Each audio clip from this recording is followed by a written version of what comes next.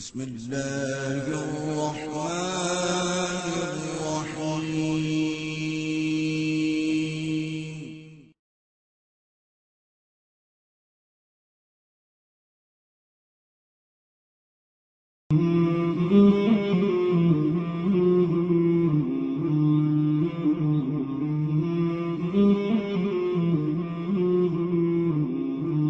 مولاي صل وسلم دائما أبدا على حبيبك خير الخلق كلهم.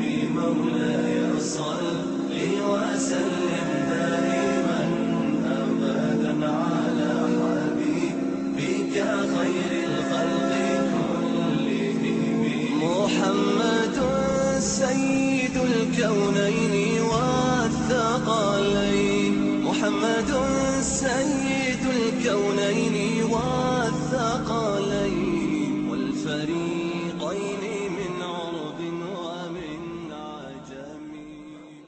In fact, there are many programs on the Peace TV, alhamdulillah, which focus on removing the bid'ah.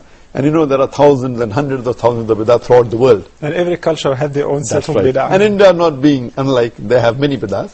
Anything which is against the Quran and the Sahih Hadith, which people think it's part of the deen, it's our duty to tell them that this is not our deen. And this comes because of the culture. What we realize that Indians, most of us initially, we were Hindus.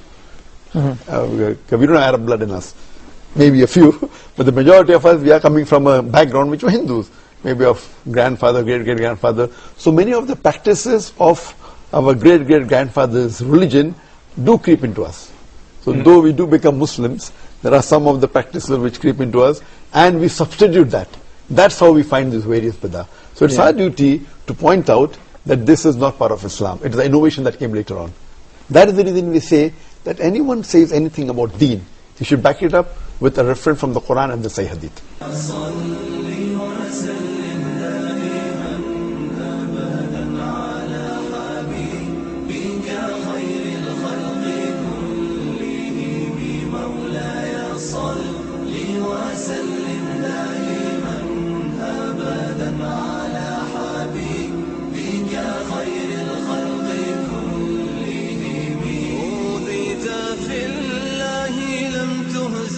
ولم تهيني، أوذيت في الله لم تهزم ولم تهيني، حتى غادت أمة الإسلام في النجوم.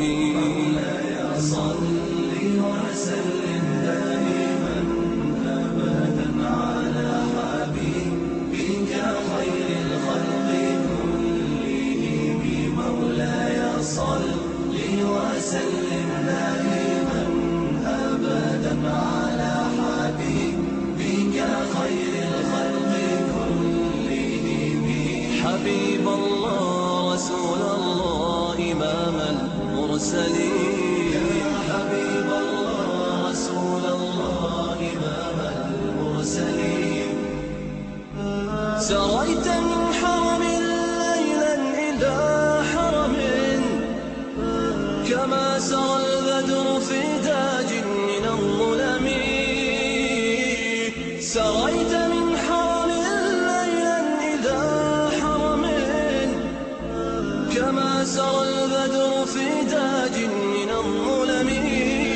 وبت ترقى إلى أن نلت منزلة، وبت ترقى إلى أن نلت منزلة من قاب قوسين لم تدرك ولم ترام.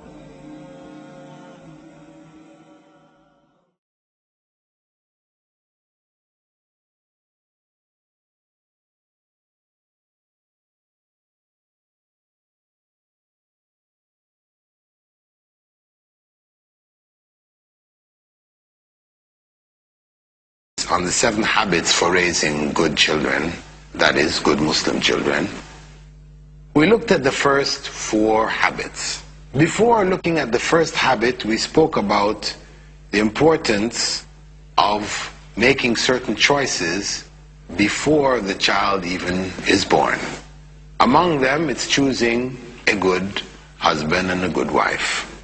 The first of the habits was to make dua or supplication for righteous children, as those before us did, mentioned in the Quran.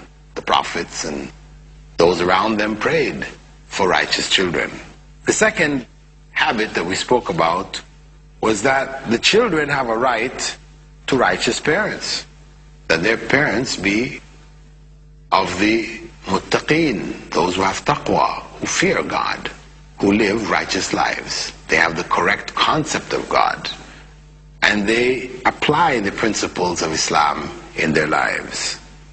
The third habit was that the parents, being righteous, also exhibit a good example for the children, that the children learn from the parents. So how are the children to be raised properly if the parents cut corners? They give bad examples to the children. It's essential that the parents be the best example. The fourth principle was attachment parenting, that the child be given its right to breastfeeding. Instead of being given a bottle or a pacifier or whatever, the breast is there. And that's what should be given to the child. That's the right of the child. It's only for a period of time, 2 years, and then end of story.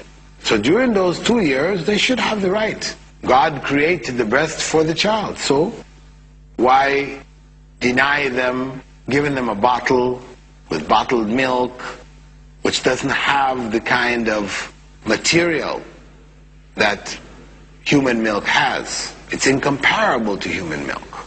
It's only used and should only be used as an act of desperation. That's the only thing left, only option left. Now the fifth habit is connected to education. That it's the right of the child that they be educated Islamically. That's their right. That they be given a solid Islamic foundation in education. That aqeedah, belief in God and everything connected to it, this should be instilled in the children right from the very beginning. They should be aware of Allah. If possible, let the first word that they utter be Allah. They should be conscious of Allah. When they're being talked to, things are explained to them relative to Allah. So we should try to instill in them a love for Allah and at the same time a fear of Allah's displeasure. We should talk to them about heaven and hell.